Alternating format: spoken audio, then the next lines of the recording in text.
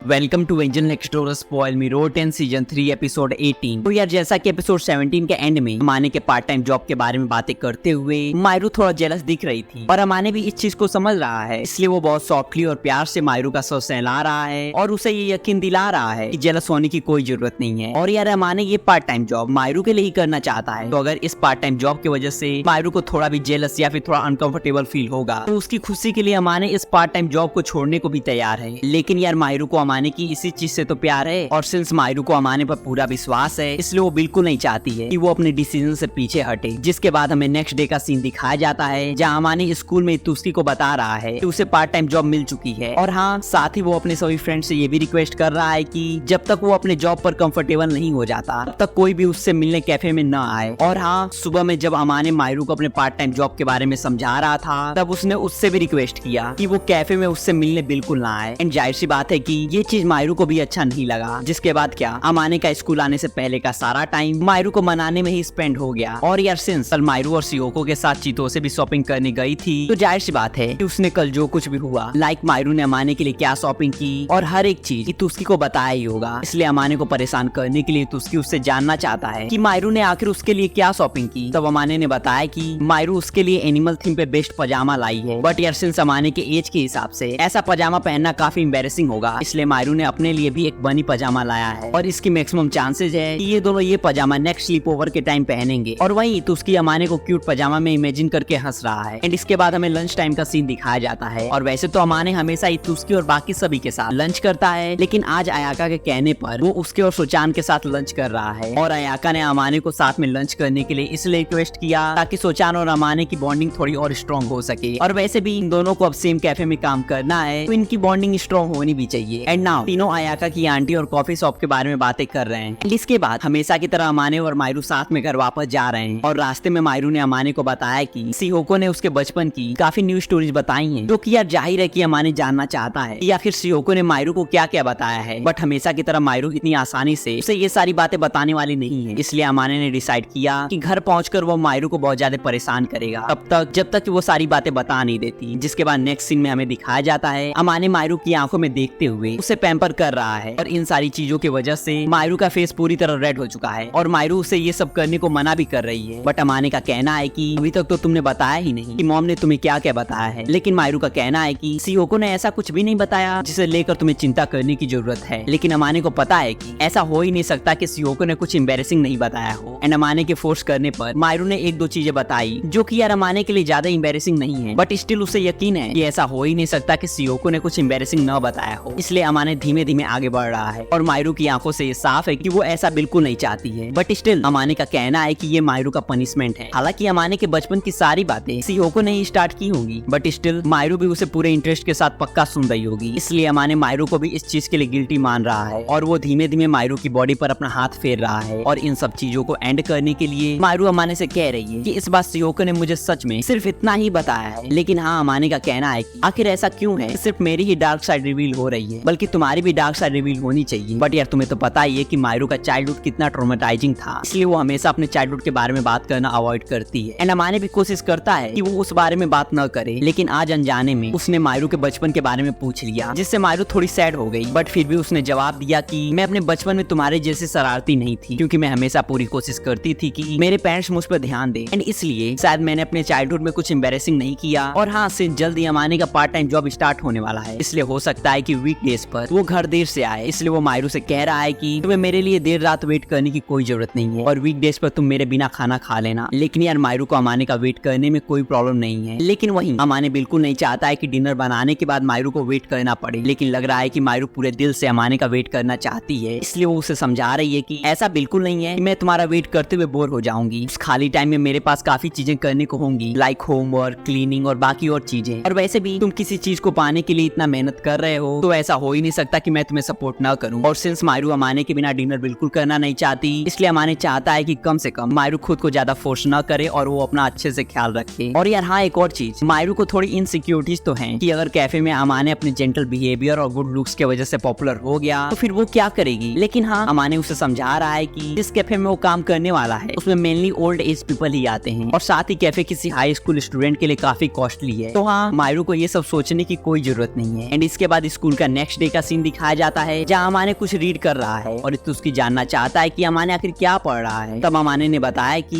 ये कैफे का guideline manual है जो कि अयाका ने उसे दिया है ताकि उसे जॉब से पहले कैफे के बारे में हर एक चीज पता चल जाए। और वैसे मायरू हमेशा अमाने के साथ ही रहती है, लेकिन अभी सिंस अमाने मैनुअल पढ़ने में बहुत ज्यादा बिजी है इसलिए मायरू उसके आसपास बिल्कुल नहीं है। और हाँ, अभी इतुस्की अमाने के पार्ट टाइम जॉब के बारे में बात कर ही रहा था कि अमाने को याद आया कि इतुस्की भी पार्ट टाइम जॉब करता है, लेकिन उसे अपने पार्ट टाइम जॉब के बारे में बात करना बिल्कुल भी पसंद नहीं है। इसलिए अमाने भी इस टॉपिक पे ज्यादा डीपली बात नहीं करता है। लेकिन सिंस इतुस्की भी अमाने के कैफे में आकर उसे पार्ट टाइम जॉब करते हुए देखना चाहता है, इसलिए अमाने भी कम से कम जानना चाहता है कि इतुस्की आखिर क्या काम करता है। और साथ ही उसे शक है कि कहीं इतुस्की कुछ अजीब काम तो नहीं करता है। और ये सुनते ही इतुस्की उसे बता रहा है कि ऐसा कुछ भी नहीं है, मैं एक फ्लावर शॉप में काम करता हूँ जो कि मेरे एक करीबी का शॉप है। और ये सुनकर अमाने थोड़ा सरप्राइज्ड है क्योंकि इतुस्की के पर्सनैलिटी पर शायद उसकी इमेज पर फ्लावर बिल्कुल सूट नहीं करते हैं। और ये चीज इतुस्की को भी पता है कि उसके पार्ट टाइम जॉब के बारे में जानकर सभी लोग ऐसा ही सोचेंगे, इसलिए वो कभी भी अपने पार्ट टाइम जॉब के बारे में बात करना नहीं चाहता है। और यार साथ ही पार्ट टाइम जॉब का रूल तो तुम्हें याद ही होगा कि कॉन्ट्रैक्ट पर पेरेंट्स का सिग्नेचर कंपल्सरी है। एंड इतुस्की के फादर उसके पार्ट टाइम जॉब के एकदम अगेंस्ट हैं, इसलिए वो उसके कॉन्ट्रैक्ट पर बिल्कुल साइन नहीं करना चाहते थे। और कॉन्ट्रैक्ट पे साइन के लिए इतुस्की को बहुत ज्यादा मेहनत करना पड़ा। और ये इतुस्की को ये बिल्कुल पसंद नहीं है, उसे इतनी छोटी छोटी चीजों के लिए अपने फादर से इतना लड़ना पड़ता है। और हाँ, सिंस फ्लावर शॉप के मैनेजर उसके फादर को जानते हैं और हर दिन उसके फादर को रिपोर्ट देते हैं कि इतुस्की ने आज कैसा काम किया, तो हो सकता है इसीलिए इतुस्की के फादर ने आखिरकार पार्ट टाइम जॉब के लिए माने होंगे। और सिंस अमाने को पता है कि इतुस्की ज्यादा खर्चा करने वाला इंसान नहीं है, इसलिए वो जानना चाहता है कि इतुस्की आखिर पार्ट टाइम जॉब क्यों करना चाहता है। अभी इतुस्की ने बताया कि अगर उसके फादर के साथ चीजें ज्यादा गड़बड़ हो गई और उसे अकेले रहना पड़ा तो वो इस सेविंग से अकेले रहेगा। और ये सुनते ही अमाने ने इतुस्की से माफी मांगा और वो जानना चाह रहा है कि क्या उसके और दाइकी सान के बीच में अभी तक चीजें सही नहीं हुई, जिसका इतुस्की ने जवाब दिया कि जैसी चीजें पहले थी वैसे ही आज भी हैं, हम दोनों के बीच में काफी कम बातचीत होता है। और अभी ये दोनों बातें कर ही रहे थे कि तभी वहाँ चितोसे भी आ गई और वो जानना चाह रही है कि आखिर ये दोनों इतने सीरियस एक्सप्रेशन के साथ क्या बातें कर रहे हैं, जिसका इतुस्की ने जवाब दिया कि कुछ खास नहीं, बस हम अमाने के पार्ट टाइम जॉब के बारे में बातें कर रहे थे कि इससे कितनी प्रॉब्लम आने वाली है। एंड इतुस्की ने चितोसे से अपने कन्वर्सेशन के बारे में इसलिए झूठ बोला ताकि वो इस बारे में ज्यादा न सोचे। और अमाने भी इस चीज को समझ रहा है, इसलिए उसने आगे इतुस्की के कन्वर्सेशन को कंटिन्यू किया, जिसे सुनकर चितोसे भी अमाने से कह रही है कि अगर तुम अपने पार्ट टाइम जॉब की वजह से मायरू को अकेला फील कराओगे तो धीमे धीमे मैं उसके करीब आने लगूंगी। और ये सुनकर अमाने भी मुस्कुराते हुए चितोसे से कह रहा है कि तब तो ये बहुत बड़ी प्रॉब्लम हो जाएगी, इसलिए मैं कोशिश करूंगा कि मेरी वजह से कभी भी मायरू को अकेला फील ना हो। एंड ये सारा कन्वर्सेशन करते हुए हमेशा की तरह चितोसे बहुत ज्यादा जॉयफुल और खुश है। और धीमे धीमे अमाने का छोटा सा ग्रुप यहाँ इकट्ठा हो चुका है और सभी लोग चाह रहे हैं कि अमाने को सर्व करते हुए देखें, जो सुनकर वो फिर से कह रहा है कि आखिर मैं ही क्यों सारे कन्वर्सेशन का टॉपिक बन रहा हूँ। और बाकी सभी लोग अपना अपना पार्ट टाइम जॉब को छुपा रहे हैं। और यहाँ तक कि कादवाकी भी अमाने को कस्टमर्स को सर्व करते हुए देखना चाहता है। हालांकि कादवाकी कोई पार्ट टाइम जॉब नहीं करता है क्योंकि वो अपने क्लब एक्टिविटीज में बहुत ज्यादा बिजी रहता है। और रही बात चितोसे की, तो उसके बेकार ग्रेड्स की वजह से उसके पेरेंट्स ने पार्ट टाइम जॉब करने से उसे साफ साफ मना कर दिया। और सभी ने थोड़ी देर और एक दूसरे के जॉब्स के बारे में बात किया। एंड यार इसके बाद एक हफ्ते बीत चुके हैं और फूमिका ने फाइनली अमाने को इन्फॉर्म कर दिया है कि उसका यूनिफॉर्म रेडी हो चुका है और साथ ही उसे किस शिफ्ट में काम करना है ये भी डिसाइड हो चुका है। एंड सिंस नेक्स्ट ईयर अमाने का एंट्रेंस भी है, इसलिए उसे वीक में 4 डेज ही काम करना है ताकि इस पार्ट टाइम जॉब की वजह से उसकी स्टडीज पर कोई भी इफेक्ट न पड़े। एंड स्कूल खत्म होने के बाद अमाने ने मायरू को इन्फॉर्म किया कि आज से वो अपना पार्ट टाइम जॉब करना स्टार्ट करने वाला है, इसलिए मायरू को अब घर अकेले जाना पड़ेगा। एंड ये जानकर मायरू थोड़ी अपसेट है, बट स्टिल वो अमाने को सपोर्ट करना चाहती है, इसलिए वो अपने लोनलीनेस को बिल्कुल एक्सप्रेस नहीं कर रही है। लेकिन अमाने को पता है कि मायरू आखिर कैसा फील कर रही है। और सिंस अब वो मायरू के साथ घर नहीं जाएगा, इसलिए चितोसे मायरू को कंपनी देने वाली है। और ये जानकर अमाने चितोसे को थैंक्स भी कह रहा है। और सिंस अभी मायरू थोड़ा लोनली फील कर रही है, इसलिए अमाने उसके बालों पे हाथ फेरते हुए उसे यकीन दिला रहा है कि वो जल्दी घर वापस आ जाएगा, जिसके बाद दोनों साथ में डिनर एंजॉय करेंगे। एंड मायरू का कहना है कि वैसे तो मैं तुम्हारे लिए देर रात तक वेट कर सकती हूँ, बट तुम जल्द से जल्द आने की कोशिश करना। और हाँ, सिंस सोचान और अमाने सेम कैफे में पार्ट टाइम जॉब करने वाले हैं, इसलिए दोनों ने स्कूल के एंट्रेंस पर मिलने का प्लान किया था, जहाँ से ये दोनों साथ में कैफे जाएंगे। और इस जॉब के लिए अमाने अयाका को थैंकफुल भी है और वो उसके लिए कुछ करना चाहता है। और जब ये चीज अमाने ने अयाका से पूछा, अब अयाका ने उससे कहा कि अगर तुम ऐसा सोचते हो मैं तुम्हारी मसल डेवलप करने में हेल्प कर सकती हूँ। और वो मसल्स मायरू को पक्का बहुत ज्यादा पसंद आएंगे। और पता नहीं क्यों, बट अमाने ने अयाका के इस ऑफर को एक्सेप्ट कर लिया। और वो ये सोचकर थोड़ा मुस्कुरा रहा है कि अयाका और कादवाकी दोनों उसके मसल डेवलप करने में उसकी हेल्प करने वाले हैं। और यार अमाने को ये बिल्कुल आइडिया नहीं है कि अयाका ने इस चीज के बारे में सोचान को बताया है कि नहीं। और साथ ही सोचान के लिए भी अयाका का ये मसल्स के लिए लव थोड़ा प्रॉब्लमेटिक हो जाता है। बट हाँ, अमाने और सोचान को पता है कि अयाका दिल की अच्छी है और उसके मन में कोई भी बुरा ख्याल नहीं है। और कैफे तक जाते हुए रास्ते में अमाने और सोचान बातें कर रहे हैं। सोचान को लग रहा है कि अमाने बहुत ज्यादा ऑर्गेनाइज्ड पर्सन है, लेकिन अमाने उसे समझा रहा है कि ऐसा बिल्कुल नहीं है। हालांकि उसकी लाइफ मायरू के आने के बाद काफी ऑर्गेनाइज हो चुकी है, बट स्टिल उसे लगता है कि मायरू के ऊपर इन सब चीजों का बहुत ज्यादा बर्डन है, और यहाँ तक कि कभी कभार मायरू उसे सुबह उठाने भी आती है ताकि वो स्कूल के लेट ना हो जाए। हालांकि अमाने को सुबह सुबह मायरू की वॉइस सुनना काफी अच्छा लगता है, बट स्टिल वो पूरी कोशिश कर रहा है कि इन सब चीजों का मायरू के ऊपर ज्यादा बर्डन न पड़े। और बात करते करते दोनों फाइनली कैफे पहुंच गए, और जैसे ही दोनों ने कैफे में एंटर किया, एक मेल एम्प्लॉय जो कि शायद अभी कॉलेज में है और उसका नाम मियामोटो है, उसने दोनों को वेलकम किया, और साथ ही उसे पता है कि अमाने यहाँ नया है और वो आज से ही काम करने वाला है। जिसके बाद अमाने और सोचान ने फाइनली वेटर का यूनिफॉर्म पहना, एंड अमाने थोड़ा नर्वस है और सोच रहा है कि क्या ये यूनिफॉर्म उस पर अच्छा लग रहा है, और ये चीज सोचान से पूछने पर उसने जवाब दिया कि ये यूनिफॉर्म तुम पर बहुत अच्छा लग रहा है, और सीना को भी तुम इस यूनिफॉर्म में काफी अच्छे लगोगे। बट यार अभी कुछ टाइम तक अमाने बिल्कुल नहीं चाहता है कि मायरू उसे इस यूनिफॉर्म में देखे, और अमाने भी सोचान से जानना चाहता है कि क्या अयाका को वो इस यूनिफॉर्म में अच्छा लगता है। जिसका सोचान ने जवाब दिया कि अयाका को ड्रेसअप से ज्यादा अनड्रेस करना अच्छा लगता है, और सिंस अमाने को पता है कि अयाका को मसल्स कितना ज्यादा अच्छा लगता है, और सोचान के मसल्स भी काफी अच्छे हैं, इसलिए अमाने को अयाका से यही उम्मीद थी। और थोड़ी देर बाद अमाने फूमिका से मिला, जो कि यार आज थोड़ी लेट है, इसलिए वो अमाने से माफी मांग रही है, और साथ ही उसने अमाने को कैफे के बाकी स्टाफ से भी इंट्रोड्यूस कराया, क्योंकि अब सभी साथ में काम करने वाले हैं, और इससे अमाने भी कैफे में थोड़ा कंफर्टेबल हो जाएगा। और हाँ, अमाने को यूनिफॉर्म में देखकर फूमिका बहुत ज्यादा खुश है, यूनिफॉर्म अमाने पर अच्छा लगा, और साथ ही वो अयाका को भी प्रेज कर रही है कि उसका सजेशन एकदम परफेक्ट है। और अब फूमिका सोच रही है कि अमाने को सबसे पहले क्या काम देना चाहिए, एंड सिंस अमाने ने पहले ही कैफे का सारा मैनुअल पढ़ लिया है, इसलिए फूमिका चाहती है कि वो अब इस नॉलेज को एक्सपीरियंस करे। और सिंस आज वीकेंड है और आज के दिन बहुत कम कस्टमर्स भी आते हैं, इसलिए ये एकदम परफेक्ट डे है। एंड आज अपना जॉब करने के बाद अब अमाने वापस अपने अपार्टमेंट जा रहा है, और वो बहुत ज्यादा थक चुका है। बट ऐसा नहीं है कि उससे आज कुछ गलती हुई या फिर उससे कुछ ज्यादा ही वर्क कराया गया, बल्कि ये फर्स्ट टाइम है जब अमाने ने कोई पार्ट टाइम जॉब किया है, इसलिए इन्वायरमेंट के चेंज की वजह से वो बहुत ज्यादा थक चुका है। एंड जैसे ही उसने अपने अपार्टमेंट का गेट खोला, उसे लग रहा है कि मायरू उसकी तरफ दौड़ते हुए आ रही है, जिसे देखकर वो सोच रहा है कि छुआ है क्या, लेकिन यार ऐसा कुछ भी नहीं है। मायरू सिर्फ और सिर्फ अमाने को वेलकम करने के लिए उसके करीब आ रही है। जिसके बाद अमाने उससे कह रहा है कि मैं घर वापस आ गया, लेकिन तुम्हें इतनी जल्दी